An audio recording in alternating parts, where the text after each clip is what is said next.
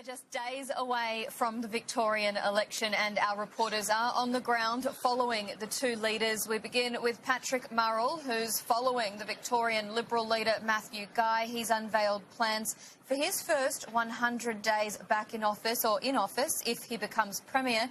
Pat, what is he promising?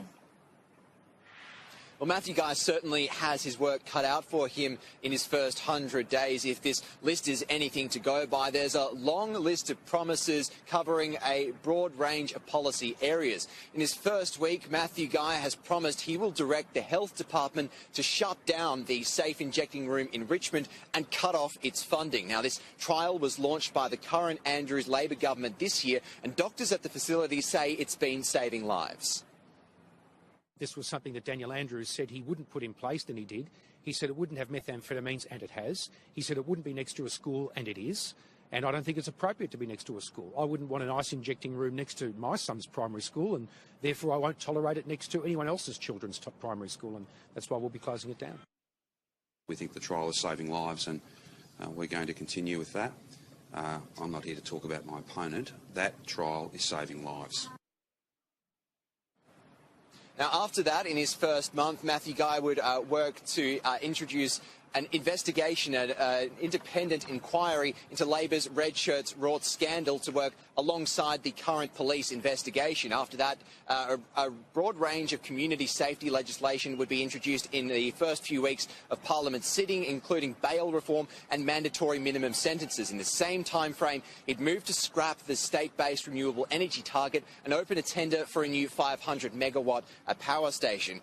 Within that same time frame, he'd also launch a review of the current state education curriculum, which would likely result in the scrapping of safe schools. In a controversial, quite bold move, Matthew Guy has also made a priority of moving Victoria's trade office in Israel from Tel Aviv to Jerusalem.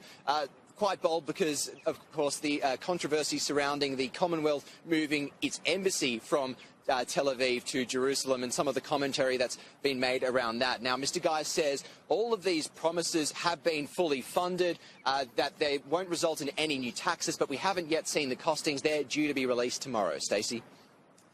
And now to Labor, Daniel Andrews has announced more free TAFE courses for Victorian students as he makes his final pitch to voters. This is, of course, ahead of the election on Saturday. Joining me live now is our reporter Gabriella Power, who's been following the Labor Party. Gab, 3 days out from the poll, attention has turned to the long-awaited airport rail link. Yes, the route for the long-awaited airport rail link has been confirmed, with the Morrison government deciding and backing the line, with construction to start as early as 2020. Now, the agreement means that plans can get underway as soon as this weekend state election is decided, with both the major parties in Victoria broadly supportive of the Sunshine route. Now, Premier Daniel Andrews locked into the Sunshine route earlier in the year, and opposition leader Matthew Guy described it as the only sensible route. Now, the Sunshine option is expected to cost between $8 billion and $13 billion, and it was chosen over other routes. Just a short time ago, Premier Daniel Andrews says he's very pleased that the Morrison government is backing the line.